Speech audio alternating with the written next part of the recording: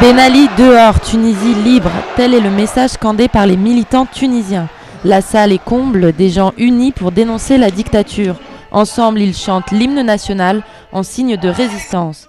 À la tribune, les politiques de gauche se succèdent avec la même détermination. Acclamé par la foule, Olivier Besancenot insiste sur la gravité de la situation. Pour lui, l'État ne doit pas se désengager.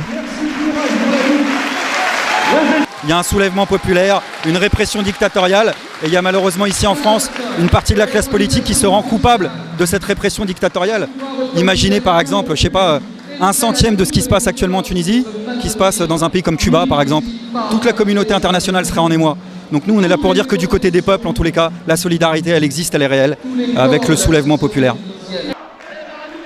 Pour les Tunisiens résidant en France, la solution s'énonce sous forme d'expression lapidaire. Ben Ali doit quitter le gouvernement. La solution, c'est que Ben Ali dégage du pays avec sa mafia. Toutes les personnes qui ont travaillé pour lui, que ce soit les sociétés civiles, les policiers, les militaires, le gouvernement, tous doivent partir. Ça fait 23 ans qu'il exerce un régime de dictature sur le pays. Nous devons marcher main dans la main. Et tous les partis politiques tunisiens doivent s'unir, chasser cet hypocrite pour redonner sa liberté à la Tunisie. Non, pour le moment, il n'entend rien du tout, parce que Ben Ali, c'est un policier. Et le régime policier et les policiers, c'est lorsqu'ils prennent le pouvoir, on est incapable d'imaginer le pire.